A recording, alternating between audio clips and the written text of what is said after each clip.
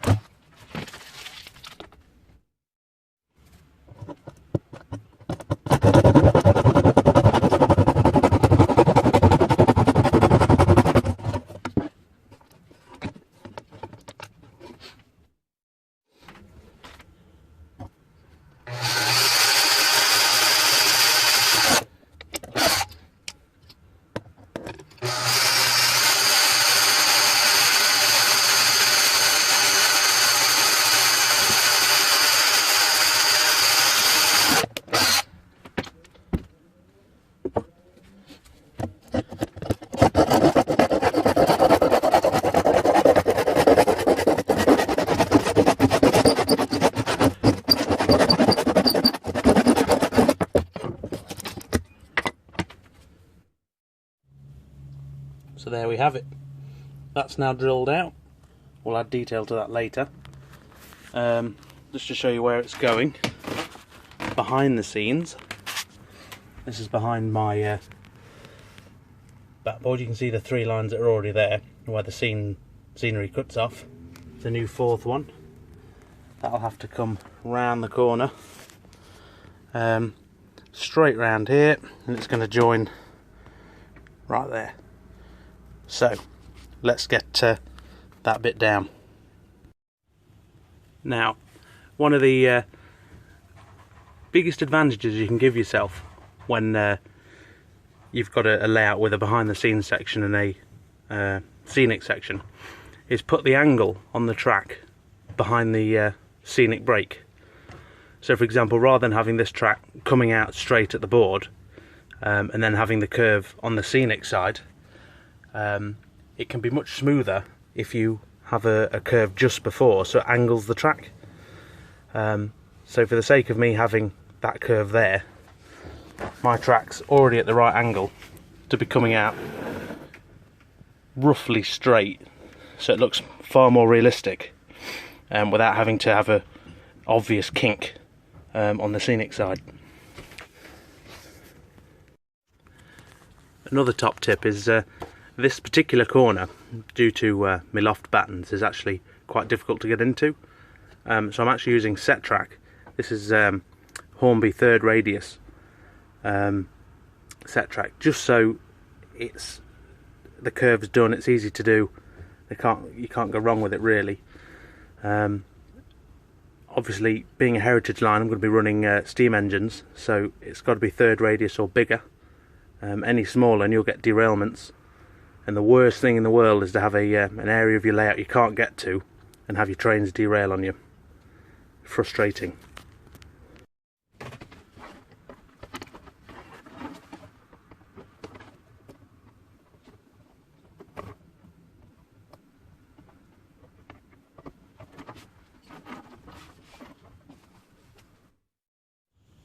Once I've got the right angle on the end of the curve here, what I'm going to start by pinning this down, and then the whole curve behind the scenes will pivot off that pin, and I'll get it so it'll fit nicely into the join here, which I'll use a bit of flexi track for. And there we are. That curve is now down and pinned down up until the scenic board. The only other thing to check, while I'm here is obviously they pinch, the tracks pinch here, so I always take a Mark IV, and if they run together, which you can see there's more than enough room there, you shouldn't have any problems. Right, now I'm going to show you how I did it, but on the scenic side. Right, when laying my track, the first thing always is to put your cork down. So you can see we unravel this one, and obviously this is a huge sheet. It's also on a bend, which is half the fun. So what I'm going to do is, of this big sheet, I'm going to cut a big strip off and then lay it down.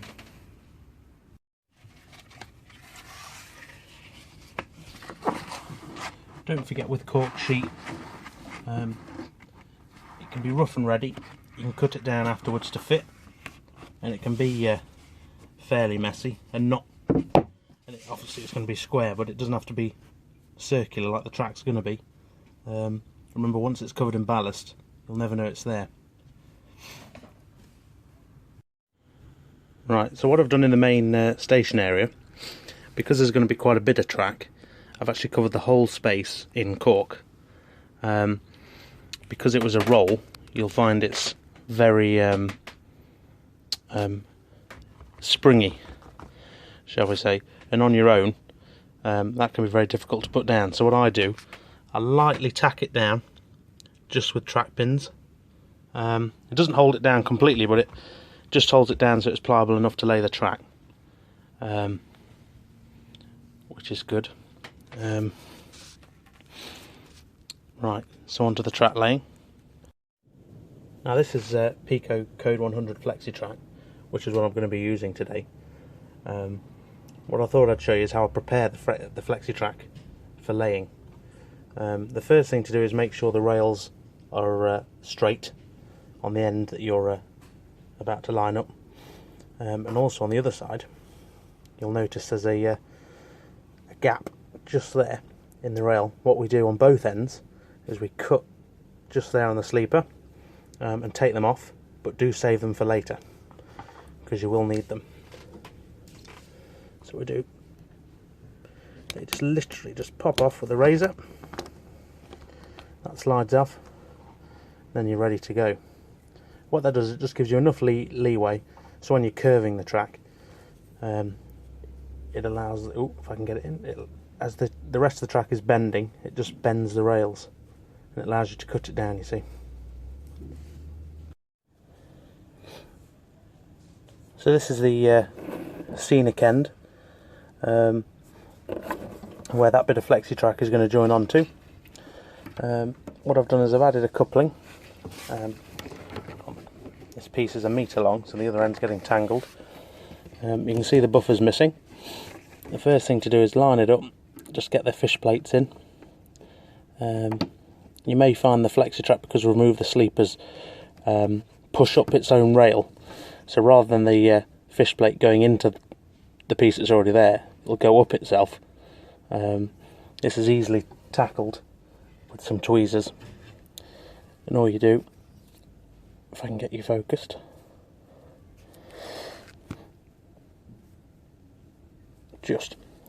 all you do, use some tweezers to push it onto the other rail. Just like that. There we go.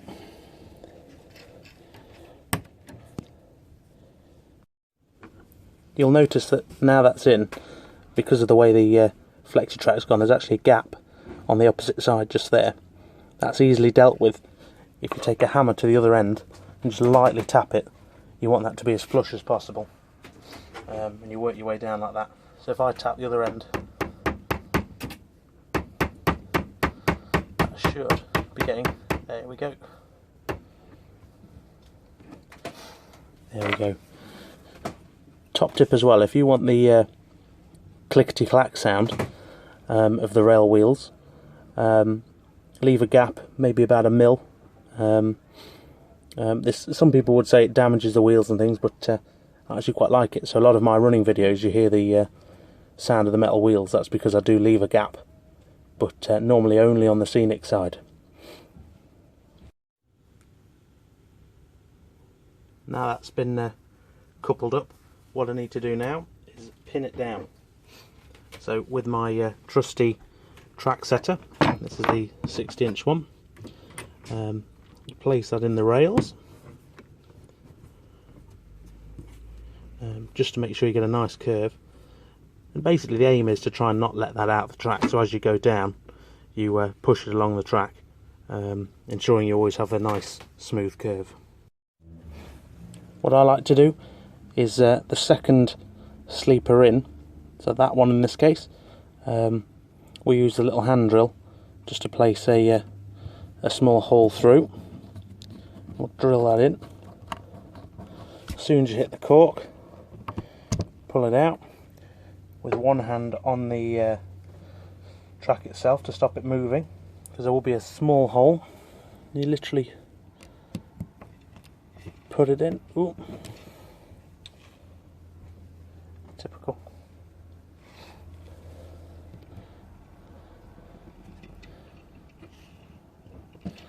So that just sits in the hole. What I do is I actually use a pair of tweezers just to hammer it in. Whether I can do this with the camera right in front of me, I don't know.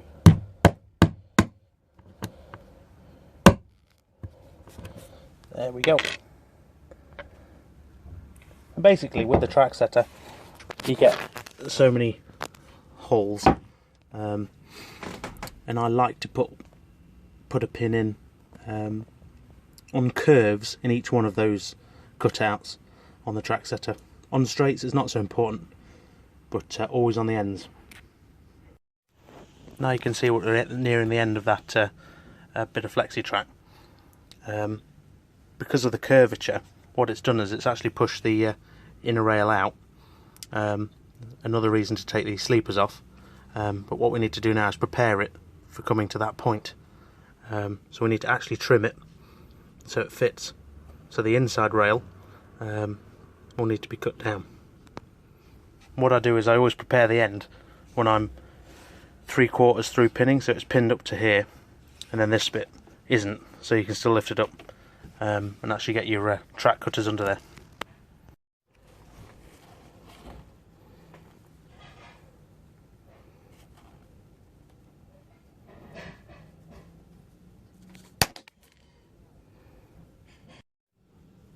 So you can see now that's cut down. That fits very nicely. There will be a tiny gap just there, but that all aids to the sound effects.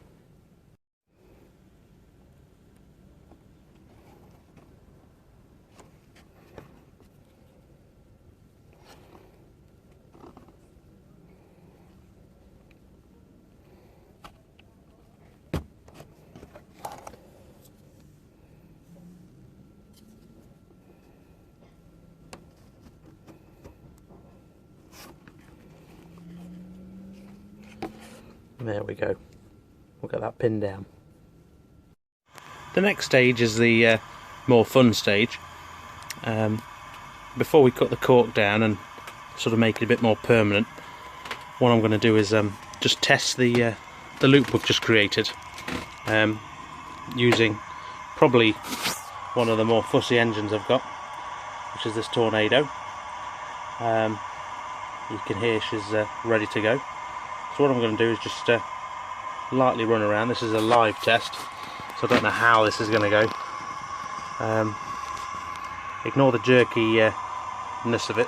Because the track's not been wired up properly yet, it might be a bit jerky, but all we're looking for mainly is the wheels don't jump off the track, and also raising the wheels as well. So let's go.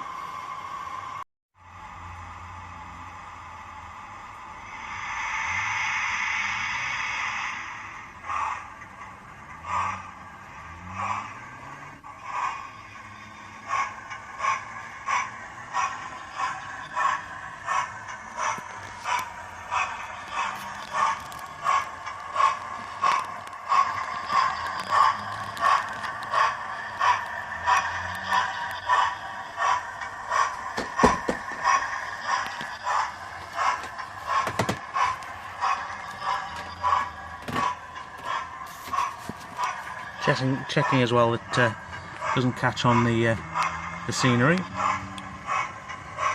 that's completely clear. And then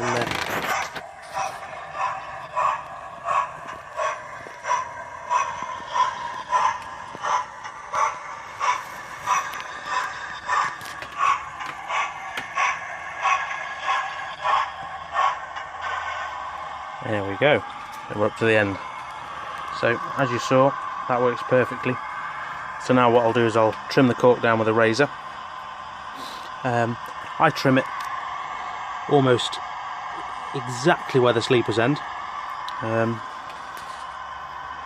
then when you ballast it gives you a nice shoulder. That's now trimmed as if by magic. You'll always get some bits which tear off, like you can see there. There's like a big chunk that's come out of it. As ever, if you save all your offcuts like I've done, you can literally just stick them in. It's only to help support the ballast, really. A lot of people use cork and things to quieten down the trains and whatnot. I use it more for scenic purposes because, as you can see, it's raised the track quite nicely. But what I'm going to do now is continue on, and I'm going to lay down the track for this station, and then put a bit of music to it, because it wouldn't be a new Junction video without a bit of music. Hopefully enjoy this bit, and I'll see you at the end.